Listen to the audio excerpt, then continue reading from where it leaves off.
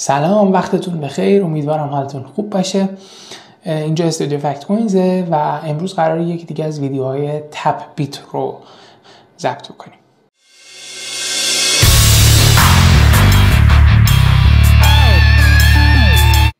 خب بریم سراغ کپی تریدینگ صرافی تپ بیت. توی همین آپشن‌های دریوتیوز که اینجا هست، این دوتا رو که قبلا تو ویدیوهای قبلی بررسی کردیم.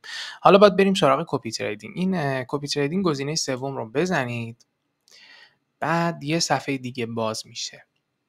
خب همینطور که میبینید این بخشی که حالا نشون میده که شما چقدر دارین، چقدر پرافیت داشتین، چقدر unrealized P&L تون هست و اصلا چقدر حالا کپی کردین و فلان و اینا همش توی همین بخش نشون میده. بعد اینجا میتونید حالا به عنوان تریدر اپلای بکنید و در واقع یه جورایی خودتون بشید اینفلوئنسر و بقیه بیان شما رو فالو بکنن و از شما کپی کنن که حالا شرایط خاص خودش رو داره.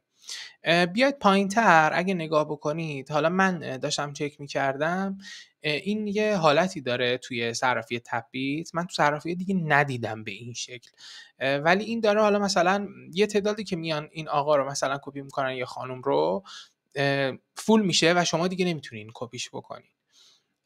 بعد این بالا یه سری فیلتر هست که حالا 30 روزه، 90 روزه، 7 روزه و comprehensive ROE win rate P&L فالوور هاشون و تعداد فالوور هاشون. میتونید با توجه به اینا مرتب بکنید این موارد رو. برای کپی کردن کافیه همین روی کپی کلیک بکنید.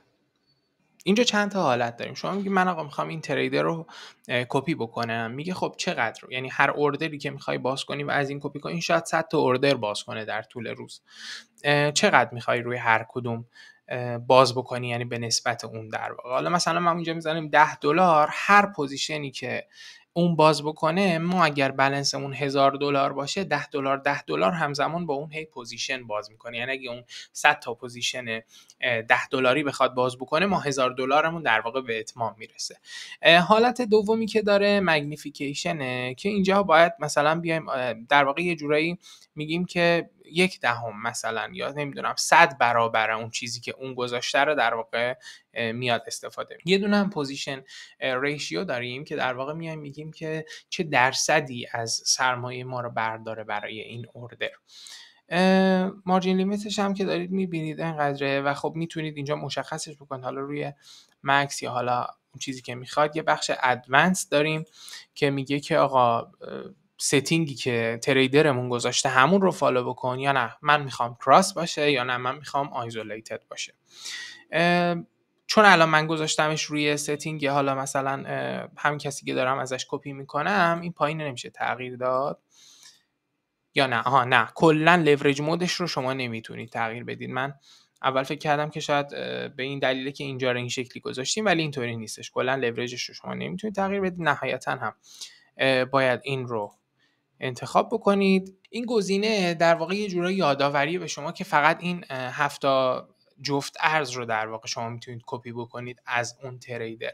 حالا یه آپشنی که من تو صرافی‌های دیگه دیده بودم و اینجا ندیدم، اینی که مثلا توی صرافی مثل تو بیت من این آپشن داشتم که مثلا این ارز رو خاموش کنم، بگم اگر این پوزیشن توی این ارز باز کرد اصلا نرو برام باز نکن، چون من مثلا خودم تحلیل کردم و به این نتیجه رسیدم که اون ارز مناسبی نیست، ارز خوبی نیست، حالا شاید اون اشتباها میخواد بره اونجا پوزیشن باز بکنه. نهایتا هم کانفرم رو میزنید و تمام. یعنی کپی ترید تپ بیت همینقدر ساده است و چیز اضافی نداره. ما قبلا توی صرافی‌های دیگه نشون دادیم که چقدر جزئیات، یه وقتایی زیاد بود، یه وقتایی داده هایی که به کاربر میداد انقدر زیاد بود که اصلا شما اینجوری بودین که ولش کن، کپی ترید نمیخوام بکنم. خب ممنونم که این ویدیو رو تماشا کردید. امیدوارم کنار هم دیگه چیز جدید یاد گرفته باشیم. ویدیوی بعدی میریم سراغ ربات‌های تپ بیت، پس همراه ما باشید تا ویدیو بعدی. خدا نگهدار.